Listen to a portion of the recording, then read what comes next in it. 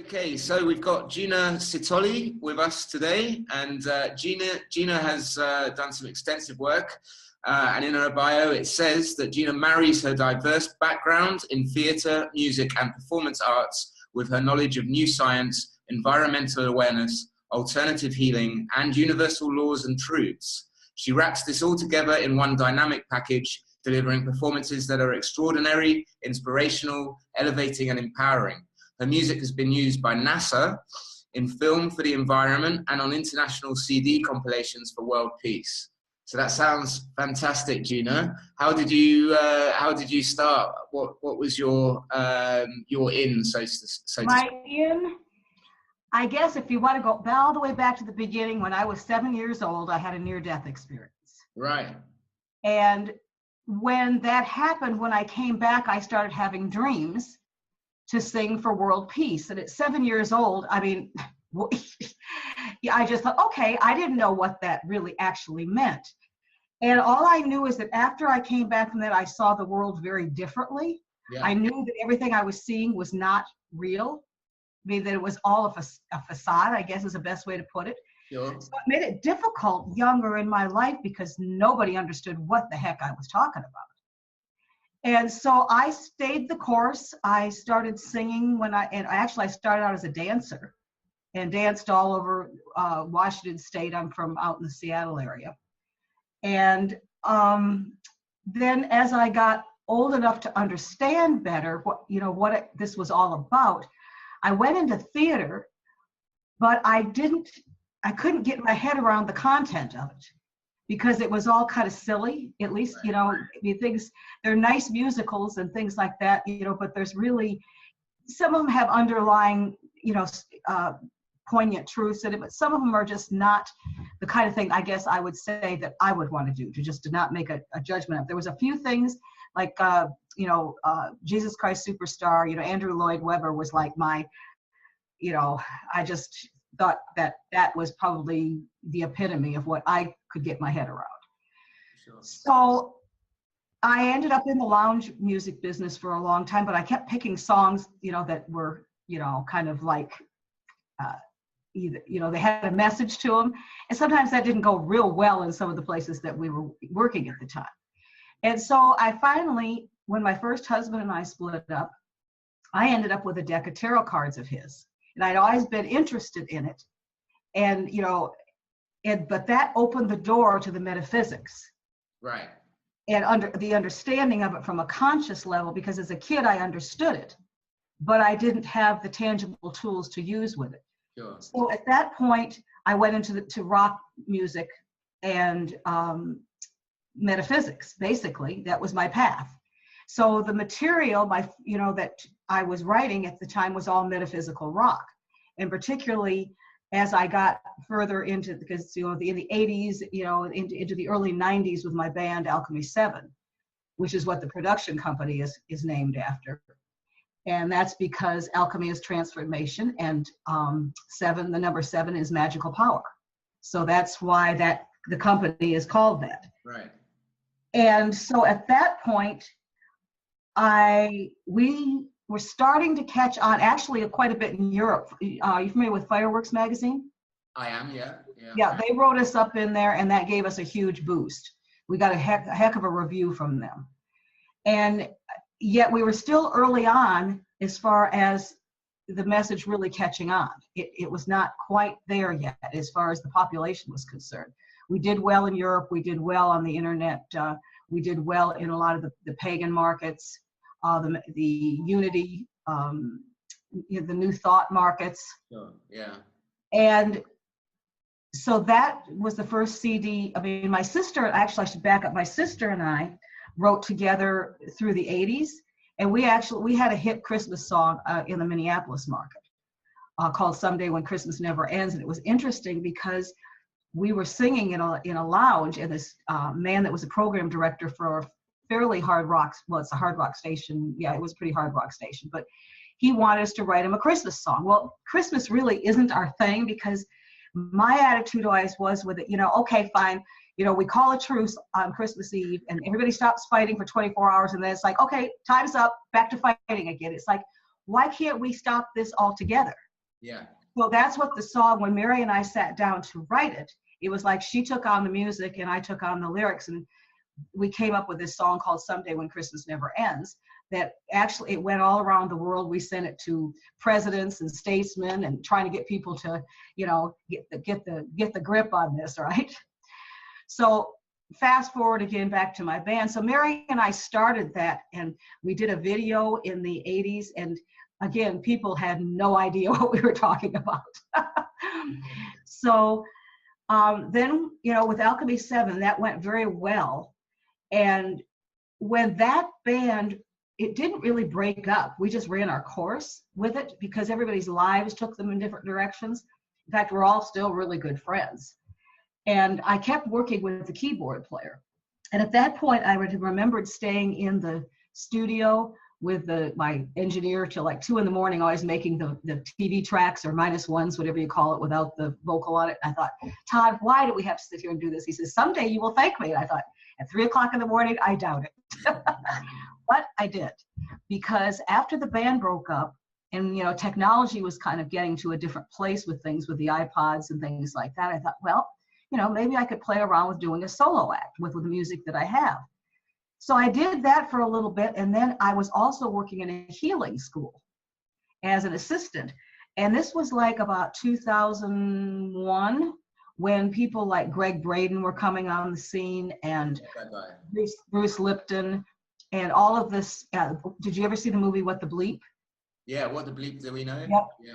All of these things started coming out, and I found a way. I was having trouble crossing over from the metaphysical market into a more mainstream market that people could understand, because all I knew how to explain it through was through magic. Mm-hmm. And when these things started coming out, and particularly now, I mean, Dr. Joe Dispenza, people like that, I mean, they're right on target with explaining all this. And at that point, working in this school, I started thinking, you know, we have a tool here now. We have a different way of speaking, different terminologies. And I know Susan, the woman I worked with, she had been a psychologist, and she really had not been in the alternative market at all, and thought, you know, she had been background in, you know, in evangelical background, and so she was pretty conservative to a lot of things. Sure. But she had a miraculous healing, and that took her off on this journey of teaching. So we hooked up, and it was kind of like, you know, she was on one side of it and I was on the other. And eventually we learned from each other. She learned more of the metaphysics and I learned more of the science. And it was so funny. One day she says, she's teaching her class, and she introduces me as her assistant. And usually she'd say, Gina, she's a musician, blah, blah, blah, blah, blah. And this particular day, she gets up there and she says, this is my assistant, Gina. She's a musician, but she's a witch. And I thought, good for you, Susan. She could finally embrace. That was the only way she knew how to speak it, was through that terminology, but she could embrace it without fear. Sure. So we were a really good team and learned a lot. And when the school ran its course, I was really disappointed because I had written music for it and I was singing actually in the classes. And she used she used stories, she used music, she used sacred geometry on like screens behind us. Uh-huh. She used all these different things to get people into a higher vibration, basically. And we had phenomenal results. So when that left. Sorry, Joe, would you be able to tell us a couple of the results? Yeah, well, Susan had been sent home to die from all sorts of autoimmune diseases.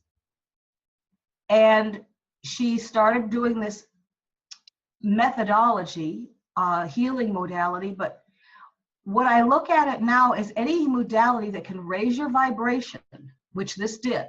It brought you into those higher emotions, to joy and gratitude and love and peace. Anytime you can get people to sustain those for a period of time, they move out of whatever it is that is out of balance. But we had a lot of people that had really good results. The challenge of it is, and this was 2004 now, remember, they're getting a lot better with how to help people keep doing this. what we noticed would happen is after we had a group of people together for like 3 days, so we were able to raise the vibration of the energy of the space that we were in. And with the group energy on top of that, people would not have any symptoms. They would heal from certain things. You know, I don't remember a lot of the specifics because it's been a while. I just remember we had a lot of great experience, myself included, because I had mercury poisoning. That's how I got into it. And when I stepped into this environment, it was like, it didn't bother me because my frequency was higher than the frequency of the mercury poisoning. Right. Okay. Yeah. So what we discovered is we kept the group together. We let people come back and retake the course for free or for very reasonable to keep them in the energy, because the longer they would get away from the group and they would get away from the energy, the more they would sink back because they'd be influenced by the people in their lives, the energy around them, and they would forget the power that they have inside of them. Absolutely. Well, it's all encompassing, isn't it? In the outside It world. is. It's You have to get really good at being able to hold your space. Yeah. And this is now, you know, fast forward with people like, gosh, there's so many good teachers out there, from Abraham to, I just can't say enough about Dr. Joe Dispenza because it helped me immensely in my life, his work. And he has it set up that he really teaches this well, and he's taken it to a degree that he's having absolute miracles happen. So I'm observing all this, right? And I'm going, now people need to understand this.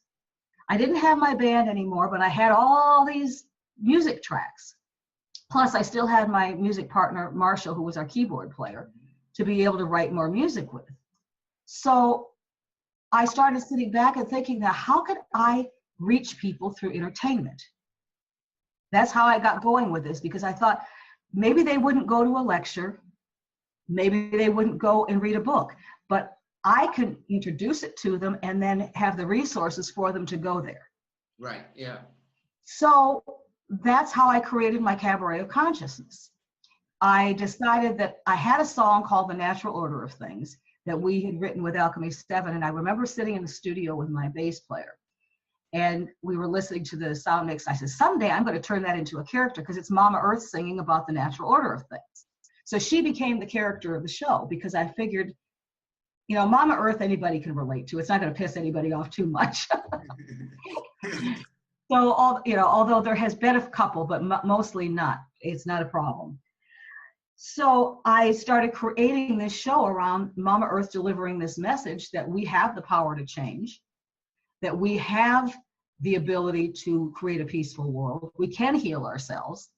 So the show started out as an hour show, and it's evolved. I mean, I've been doing the show for 10 years, and it's evolved, and because I wrote it to evolve. You know, new songs have been added, new information. In fact, I'm adding more information right now to it again to keep it on top of it for people. And I have a lot of people that come back and see it just because of that. Mm. So it's so now I have 3 shows, and I'm got another project in my head. And the basic goal of it is to bring the information from science and universal truths in through stories, music, characters, interaction with the audience. And the cabaret is pretty much an all-encompassing, okay, here's Mother Earth's plan, here's how you do it. And it's a lot of fun. We even eat chocolate in the show. So, huh? Sign me up. Sign you up? Okay, as soon as I get over there, I'll sign you up. So basically at this point, what I'm doing is then I did more research, because when I was that's how I met JJ and Stash, who's the head of the global, he started the Global Freedom Festival, and Gina and all the people that have come over from New Earth. That when I met them, I started getting clearer on, we had something called Awakened Entertainment that we worked with. That had to go because I felt like that still was boxing it in to a certain label. But when we were doing this, I started doing a lot of research on not just music, but rhyme, storytelling, live performance.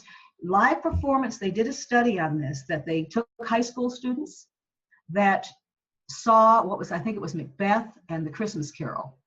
A group of them saw it in the movies, and a group of them saw it live. The ones that saw it live became more compassionate, more empathic, and they were able to communicate better than the ones that saw it. And there's something about the live human-to-human connection. You know, the internet's great, and we're good that we have it because it gets us to a certain point. Yeah. But the human-to-human communication is just absolutely imperative. Mm-hmm.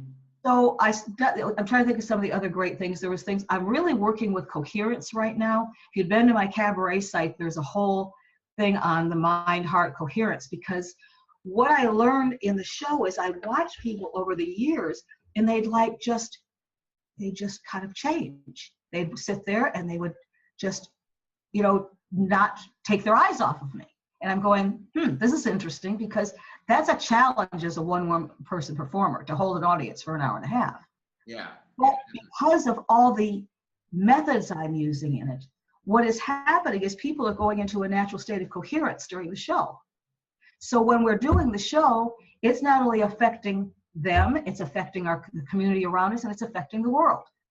So it kind of gives it a place that every time we do this, it has an effect. Sure. And people, then what I did from there is, in the program, there's resources. So they could go to all the websites that the show was based on, and all the information. They can go and see the healing modality, you know, where all there's a page on benefits on my cabaret that tell you all about the different healing techniques, or just techniques. I'm not going to call them healing techniques that are in it, plus the coherence. And then there's another page of all the principles it's based on. So it's very extensive what the show is, how the show's been built. Amazing, yeah. And I reckon that I was just having an interview a minute ago, and something you said about mind and heart coherence was completely echoed by Kit Walker, who was saying, he was saying, you know, you have to enter this 0 point realm and into the midbrain where it connects with the heart and resonance. Right. And that happens, sometimes it happens spontaneously, sometimes it happens with intention. You know, music is very powerful. Yeah, extremely much so, yeah. It's universal language. Yeah, and I think they're learning more and more and more about the importance of it, and also the harm it's doing in certain places, you know, heading on the music that is being applied. Sure, yeah, we were talking about that as well, the modern day commercial music. Right. And and the lyrics, how powerful the lyrics can be. Well, you know, it's interesting. I put together another show. I have two other ones. One's called Gina's Alchemy, and that's a lot deeper than, it's the same, it's the cabaret, but it takes it to the next step. It really goes into magic and alchemy and immortality. It goes into, you know, all the universal truths, one by one, even into our universal truth that we are one, basically all connected as one. And that's a little different. It's a little more of a journey for people. They don't applaud through it. It's not, you know, I just sit back and I say, you go on your own journey with it. And they just kind of go, and it's a cool show. But I put this other one together. Actually, it was my husband's idea, because I had sang so many cover songs of all the, you know, famous female singers through the 80s and 90s. Right. And I says, well, I don't know what I'd do with it, because I don't really want to go back in a bar and sing. I mean, it's just not where I'm at. So I pondered it for quite a while, and I came up with this idea called Divas, Wild Women, and Rockers. And what it is a tribute to the female singers of the 20th century. But it's the storyline that goes through it. It starts with Billie Holiday with a song called Ain't Nobody's Business If I Do. And she's singing about her, you know, her old man beating her. And it's okay. And that if she didn't call the cops, that's okay. It's nobody's business. It was accepted. And so I took this through all the different phases that women had gone through, and what they, you know, we look at today what's going on with our presidential election, with all the, you know, stuff with women and disrespect. Yeah, right. Yeah. And really, that's what this show shows, because the girls from Heart, Ann and Nancy Wilson, they talked about how they were treated like trained monkeys. You know, nobody took them seriously, and yet they are one of the best rock bands out there. You know, the guys didn't take them seriously. Joan, I have Joan Jett in there, and she has a lot of really great stories and stuff. So I tell their stories and also show what the lyrics that we all have been exposed to. It's like it's been so unempowering as far as, oh, I can't live without you, and oh, my heart's broken, and all this nonsense. Yeah. Well, I take this up through the 90s and into Melissa Etheridge being, she's one of the first openly lesbian rock musicians particularly. And I tell all this, and then I tie it together. I ended up with some real empowering stuff by Whitney Houston, One Moment in Time, and then I'm Coming Out by Diana Ross. Right. To say, okay, come on, let's come to a different place with all this. And I have a song that I wrote for a women's group called Venerable Women. And venerable means, it means deserving honor and respect. And the song I wrote is called Venerable Women, and it's what it's all about. So I wind it all up there and saying, this is where we are opening the door to be at now. So let's take this ball, and not just for women, but we all deserve to be honored and respected. Absolutely. Our planet deserves to be honored and respected. Yeah. So even with that show, I've tied all these different things in with the different shows that I have right now. That sounds incredible. I look forward to seeing this, actually. And I love doing it. It's such a, to be able to do these things, and they've all been so well received that I just have a great thing. And now I'm on to a rock opera. So that's going to take some time, but hopefully that rock opera will be the whole world soon, Who knows? By that point, who knows? But it'll be ready when it's ready. So we're certainly feeling here that we're on the cusp of something amazing and magical. There's so many elements coming together, so many pieces of the jigsaw in place, creating new systems, and you can see the outdoor world shaking and wobbling away. It's kind of.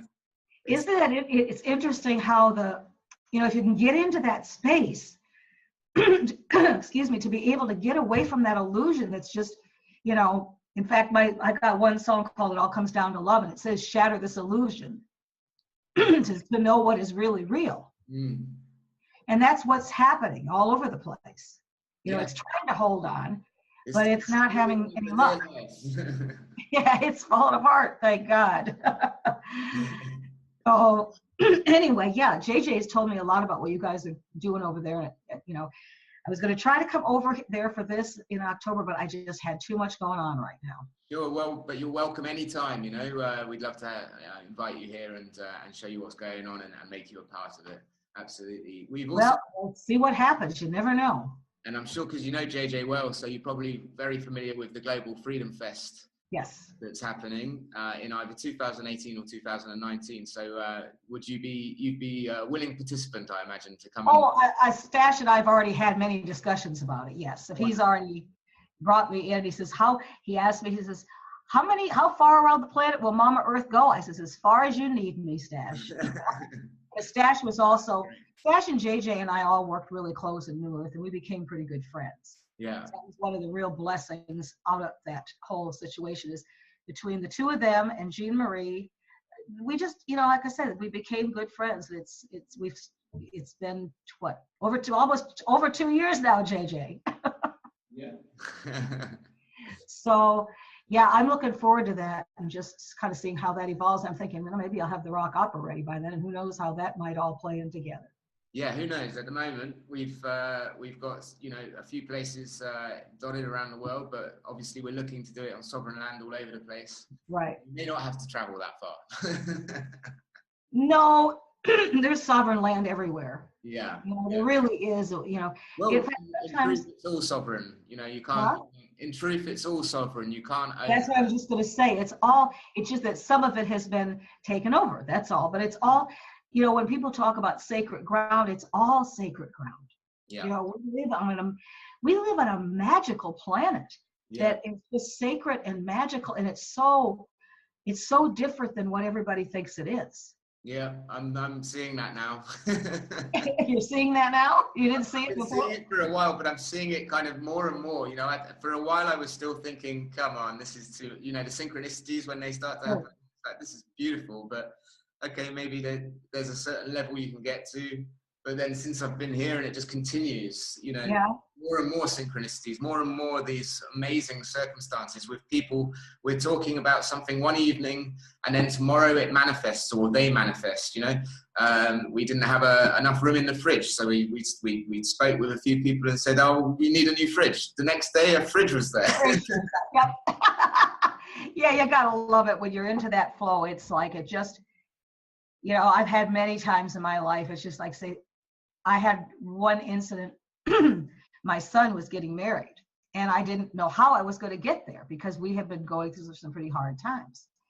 And I just kept saying, I'm going if I have to walk. He's my only son. I'm going to his wedding. And so I happened to be working part-time at a Whole Foods co-op, Yeah. doing their marketing and education, because that's my whole other thing, is I'm also an herbalist. Excellent. In the midst of all this. And so I was telling our assistant manager that, you know, the wedding was coming up soon. I didn't know how this was going to happen, but it was going to happen. This woman comes up to me and she says, how much do you need? And I says, well, what do you mean, how much do you need? And she says, well, everybody needs to go to their son's wedding. And I says, well, it's going to take about $1,000. She says, well, come on over to my house. I'll give it to you. And she says, there's one condition. Now, she had seen my cabaret. She says, keep doing what you're doing. So she gave me $1,000. So I'm ready to go. My ex-husband gave my present husband a frequent flyer airplane ticket. So he's set. Okay. So I get out there. John, my present husband, was going to meet me out there. Well, on my way out, I'd have $100 bills just show up in my purse. I mean, I had a gig show up that ended up paying a lot of my gas money, just all that kind of stuff. So then I get there and John, my present husband, calls me. He says, I just can't come. He says, honey, if I take off a week's work, we're going to lose $1,000 and we're not going to be able to pay the bills. I says, John, you have to come. Michael wants you here. And he says, well, I don't know what to tell you. I says, you give me 24 hours to manifest the $1,000. If I don't manifest it, fine, we will cancel the trip. If not, you get on the plane. So I thought, well, I'll call my ex-husband and see what the deal is with the frequent flyer thing, because I want him to be sure he can get that back. And I says, David, can you, how do you want to do this? He says, what do you mean he's not coming? I says, he can't come. And I told him, I says, I will have a check for you there when I get off the plane. He says, you tell John to get on that airplane and get there. So this whole trip was like this. It's just like, so I called John back. I says, this was like a half hour later. I says, I've got the money. So it's so fun when you just get into that place that I think you've got to get out of your own way, because you've got to be so focused. This is going to happen. Yeah. And this is what I want. Yeah. And no matter what happens. And then it's exactly what happens. It's absolutely incredible. And this is one of the things, once you start uncluttering all of the junk in the brain, in the mind, and saying goodbye to it, letting it all go, then you can then your focus returns, and right. And things are much more simple. Yeah. There's no need to make everything such a 3-act drama. 3-act, how about sometimes a 6-act drama? Oh yeah, like 3 acts is enough for me at the Yeah, it sometimes gets so, and people are having such a hard time because, I watch so many people that they know the world isn't working, but they do not know what to do about it. And they just keep still trying to hang on, and they get frustrated and they get angry and they get all of these things that they don't even realize what they're doing to themselves. Sure. Would you have some advice then, Gina, for people who are in that state? If they're listening, what would the first few simple steps be for? Well, the first thing I would suggest to anybody is start meditating. Start to meditate, yes. Because that brings you into a place of coherence, and it shuts the rest of the world out. It quiets things. I was never very good with this, and until I went through some things in my life, like real severe anxiety. I don't care what time of night it is, what time of day it is, I make sure I do 2 things: that I meditate and I do my yoga. Uh-huh. Because that takes everything that's gone on around me throughout the day and pulls it back into myself into this place of calm. And that's like, I've learned that that's one of my favorite places to be now, because I can shut all this out. The other thing I recommend is turn off the TV. Yes. Turn off the mainstream media. In fact, throw it out of the window. Throw it out. What people do not understand is the more we focus on that energy, the more power we're giving it. They don't, people need to understand is, come over here, build something new. Forget about that. It will fall apart. Yeah. Eventually. Yeah. And a lot of people just cannot, well, I've got to know what's going on. I've got some good friends that are very, very conscious, but they're still watching the debates. They're still doing all this stuff. And I'm going, they want to tell me about it. I says, I don't care to hear about it. Well, you need to know. I says, I do not need to know. I am focusing on building something new. I'm staying where I am at. I don't care who around me, and that's the other thing. You've got to be able to hold your energy with the people around you, family, friends. And sometimes you got to walk away from those people. Yeah, I've done that too. Yeah, I've had to do that too. And there's we were again in a previous this is synchronicity. It's the previous interview today with Kit. We were talking about attention, and when you focus your attention on all of that stuff in the outside world, the politics, the media, then that's obviously what the world looks like. But if everyone takes their attention and puts it somewhere else, as you say, focusing on building and creating the new, then the world will look different. Well, the way I've always seen it is this. I have a song in my cabaret. It's called The City of Light. And it says, there's a phoenix rising from the fire, follow the rainbow bridge through the darkness. Leave behind yesterday, the vibration of love will show us the way to the city of light. And it's all about, the way I see it is that this old world it's like falling, it's crumbling, it's sinking away. And there's a new world, and it is happening. There is a new world rising right out of those ashes. Yeah. Just like the phoenix. And that's what that song is about. Yeah. And that's the visual that I hold. It's just seeing all of this. In fact, I think I start the song with saying that, if you look around you, you think things are falling down. It's just the old ways making a desperate last stand. It's making way for a new world to be born. Yeah. So what's it going to be? It's up to you. It's your choice. What are you going to choose? So that goes into the song from there. So it's like, if you really can focus on that visual, that this stuff is just nonsense. It's just nothing. We don't need it. It's dying. It's like the throes of, if you ever seen an animal dying or something dying, they're fighting for life. Yeah. That very last bit, that's what's happening to the culture. And this is happening all over the world. Yeah. Yeah. That culture is just, it's thrashing in its death throes. And there's all these little pockets that are just going to rise up, and this new world is being born. And they've already, like you say, a lot of these little pockets, they're already spreading like wildfire. They're multiplying, and people are being drawn towards the new energy, the new wavelength, the new frequency. Exactly. I have been asked by JJ, pointed to ask you about your work with children. I work with children? Yeah. I have a children's show that I have written called Green It Up. I probably am going to have someone else perform that show, because I guess I'm confused on that question, because I don't really specifically work with children. I work with families. Right. I guess it would depend on the age group, because the cabaret is geared for 9 years old and up. Okay. And my goal with this is to bring the families in together, because my thought is this: if you teach the children and you do not teach the adults are going to unlearn, they're going to unravel it. So by bringing the whole family into play, then you have the kids are getting it, the parents are getting it, and they can take, I've got action steps that I'm creating right now that people can take home, along with a conversation that goes with the show. Mm-hmm. So people can have some simple steps to take home and use as a family, as a business, as a community. So really, my goal is everybody. I don't think we can delineate at this point from 2 years old to 102 years old, because if we don't get it together now, there is no future for these kids. The kids aren't going to be able to have time to grow up. I mean, I watch a lot of the millennials and even younger, the kids that are coming in. They have the intuition, they have the knowing, but the culture is getting a hold of them. Yeah. And if they're not led by some wisdom, they're going to be off, and it's just going to be a mess. Absolutely. So Well, I mean, they're being drugged at schools. You know, they're being taken to school earlier and earlier and earlier. They're being look at what they're fed. longer in school, more and more, and with no chance of a job, no chance. You know, it's well, between technology feeding, the subliminals coming in on that, the schools teaching them what they're teaching them, the bad food that these kids are getting, it's no wonder we can take the most genius, brilliant child that's born, and unless they are an absolute Christ consciousness right coming in, they're going to get sucked into the system that wants to control them and keep a lid on them. Yeah.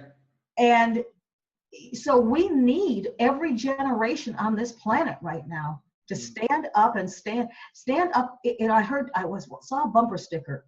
It says, what did it say? I'm against the next war. And I'm going, no. We have to take a stand for peace. We have to take a stand for love. We have to take a stand for environmental awareness. We have to stand up for something, not against something, because otherwise that creates the same energy. Yeah. So for these kids, I've been amazed with my largest demographics that's growing for my cabaret are the 20-year-olds. I've had them, I had one woman come up afterwards and she said, she just, I love you. And she just puts this big hug around me. There was another young woman that I just adored in Ashland, Oregon. Her name was Rebecca, and she's an actress and a producer. And she wrote a review on this. She says, this is the best thing I've ever seen.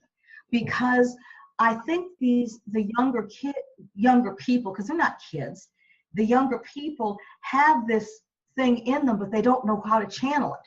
Mm-hmm. And when they see the cabaret, it shows them there's hope. It shows them they have a way to channel it. So in answer to JJ's questions, this is for everybody. It's for the family. It's for all kids of all heart age, because we all have to do this together. Beautiful. I was referring to your children's show.